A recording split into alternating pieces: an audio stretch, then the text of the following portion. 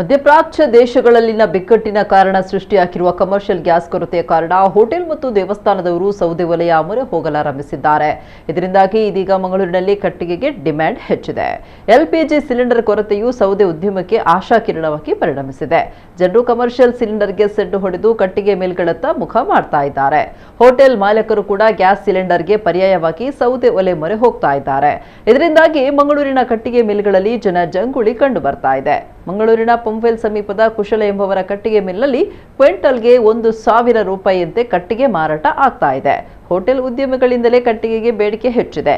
ಬೇಡಿಕೆ ಹೆಚ್ಚಿದ್ರೂ ಸದ್ಯದ ಪರಿಸ್ಥಿತಿಯಲ್ಲಿ ಬೆಲೆ ಏರಿಕೆ ಮಾಡದೆ ಕಟ್ಟಿಗೆ ಮಾರಾಟ ಮಾಡಲು ನಿರ್ಧರಿಸಿದ್ದಾರೆ. ಪ್ರಸ್ತುತ ಕಾಲಘಟ್ಟದಲ್ಲಿ ಕಟ್ಟಿಗೆಗೆ ಏಕಾಏಕಿ ಬೇಡಿಕೆ ಹೆಚ್ಚಿದ್ದನ್ನು ಕಂಡು ಸೌದೆ ಮಿಲ್ ಮಾಲಕರು ಖುಷಿಯಾಗಿದ್ದಾರೆ.